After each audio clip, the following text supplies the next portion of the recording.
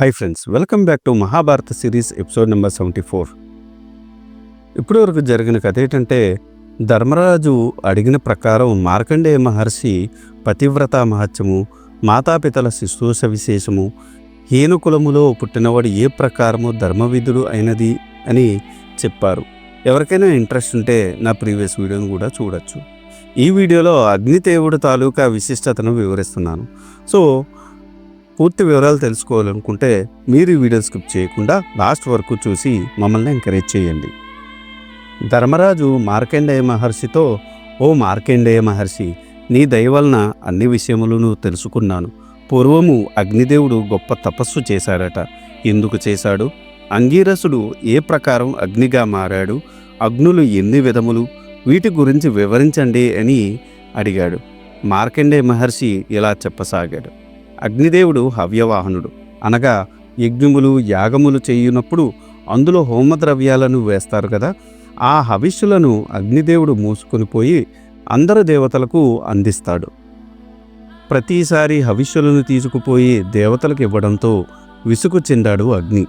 హవిష్యులను తీసుకుని పోవడానికి ఇష్టపడక అడవికి పోయి తపస్సు చేసుకుంటున్నాడు. దేహం అంతా కృషించిపోయింది. నేను నా విధులను మరిచి ఈ విధంగా అడవికి వచ్చి తపస్సు చేసుకుంటున్నాను. అగ్ని లేకపోతే లోకం ఏమవుతుంది? స్తంభించిపోతుందా? ఒకవేళ అలా స్తంభించిపోయిన బ్రహ్మదేవుడు మరొకరిని నా పదవిలో నియమించాడా? అప్పుడు నా పరిస్థితి ఏమిటి? నేను ఇచ్చట ఉండరాదు, వెంటనే పోవలను అని తపము చాలించి తన స్వస్థలములకు వెలుచుండగా అప్పటికే బ్రహ్మదేవుడు తన పదవిలో నియమించిన అంగీరసుడు అనే అగ్ని 3 లోకంలో అగ్నికార్యములను నిర్వర్తించటం చూశాడు. భయపడ్డాడు. వెనక్కి తిరిగి వెళ్ళబోతుంటే అంగీరసుడు అతన్ని చూసి, ఓ అగ్నిదేవా, నీవు పాపరహితుడవు, ముల్లోకములు చీకట్లు పోగొట్టేవాడివి. నిన్ను బ్రహ్మ మొదట అగ్నిదేవునిగా నియమించాడు. కాబట్టి ఎలాంటి సంశయం లేకుండా నీ పదవిని నీవు తీసుకును. నేను మనస్ఫూర్తిగా చెబుతున్నాను, నేను ఈ పదవిలో ఉండలేను అని అన్నాడు. ఆ మాటలకు అగ్ని, అయ్యా, నా కీర్తి లోకాలలో నిస్తేజమైపోయింది. ప్రస్తుతము నీవు ముల్లోకాలలో పూజలు అందుకుంటున్నావు. కాబట్టి ఈ అగ్ని పదవి నీది, నాకు పనికిరాదు. నీవు చెబుతున్నావు కాబట్టి నీవు ప్రథమ అగ్నిగా మొదటి స్థానంలో ఉండు, నేను 2వ స్థానంలో ప్రాజపత్య అగ్నిగా ఉండెదను అని చెప్పాడు. దానికి అంగీరసుడు, ఓ దేవా, నీవు అట్లు నన్ను ఆజ్ఞాపించవలదు. ప్రథమాగ్ని పదవి నీదే, నీవే తీసుకునుము. నన్ను నీ మొదటి కుమారునిగా ఆదరింపుము అని ప్రార్థించాడు. అగ్నిదేవుడు దానికి ఒప్పుకున్నాడు కూడా. ఈ ప్రకారం అంగీరసుడు అగ్నిదేవునికి కుమారునిగా 2వ అగ్నిగా ప్రకాశించాడు.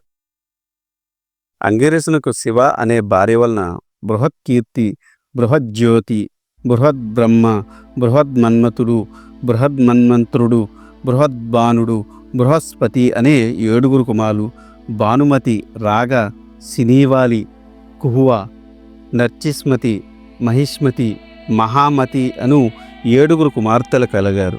అంగీరసుని కుమారుడైన బృహస్పతికి సంయుడు జన్మించాడు.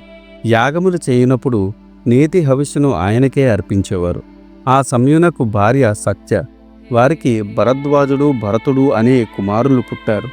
భరతునకు భారతుడు అనే కొడుకు, భారతి అనే కూతురు పుట్టారు. భరద్వాజునకు వీరుడు పుట్టాడు. ఈ వీరునకు భానుడు అనే కొడుకు పుట్టాడు. భానుడికి నిశ్చయవనుడు జన్మించాడు. నిశ్చయవనుడికి నిష్కృతి అనే కుమారుడు పుట్టాడు. నిష్కృతి అనే అగ్నిని ఆరాధించేవారికి అన్ని పాపాలు పోతాయి, అందుకనే అతనికి ఆ పేరు వచ్చింది.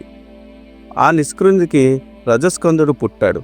రజస్కరునికి క్రోధుడు జన్మించాడు. ఆ క్రోధునకు రసుడు, రసునకు స్వాహ అనే పుత్రిక, కాముడు అనే కొడుకు పుట్టారు. కాముడికి అమోఘుడు, అమోఘనకు సూక్తుడు అనే కొడుకు పుట్టాడు.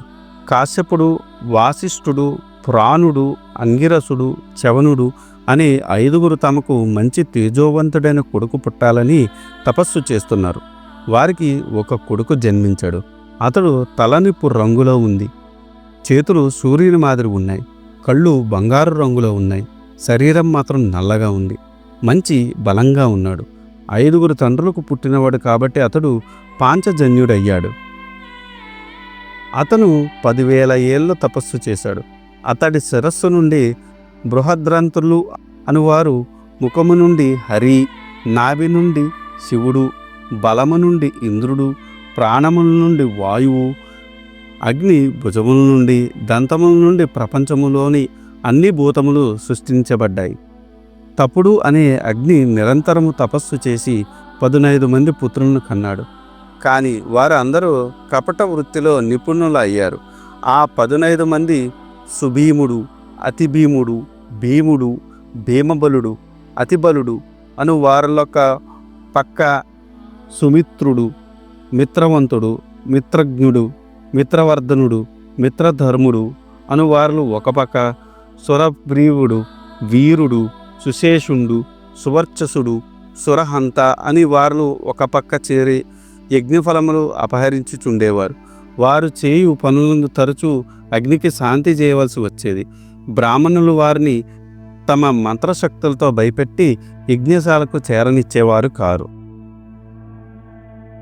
ఆ తపునకు పైగా చెప్పిన 15 మంది కాక ఇంకా 5 పుత్రులు కలిగారు. వారిలో మొదటివాడైన వైశ్వానరుడు బ్రాహ్మణుల చేత చాతుర్మాస్య వ్రతంలో పూజించబడేవాడు. రెండవవాడు విశ్వపతి, అతను జగత్తుకు ప్రభువు. మూడవవాడు విశ్వకుడు, నాలుగవవాడు విశ్వబుక్కు, అతను భూతములు తిను ఆహారమును జీర్ణము చేసేవాడు. ఐదవవాడు గోపతి, అతను సమస్త ధర్మక్రియలకు కారణభూతుడు. బాణుడు అనే అగ్నికి 6 కుమారులు, నిశా అనే కుమార్తె కలిగారు. పురంధరుడు అనే అగ్నికి మనువు అనే కుమారుడు కలిగాడు. అతను నిశను పెళ్లి చేసుకున్నాడు. ఆ మనువుకే ప్రాజాపత్యుడు అనే పేరు కూడా ఉంది. ఈ విధంగా పలు రకాల అగ్నులు సకల ధర్మక్రియలకు కారణములైనవి. ఆపుడు అనే అగ్నికి ముదిత అనే కన్యకు అగ్ని జన్మించాడు. 3 లోకాలలో జరిగే అన్ని వ్యవహారాలను ఆ అగ్ని నిర్వహిస్తున్నాడు. యజ్ఞ యాగాలలో సమర్పించే హవిస్సులను దేవతలకు చేరవేస్తున్నాడు. ఆ కార్యభారంతో అలసిపోయాడు అగ్ని.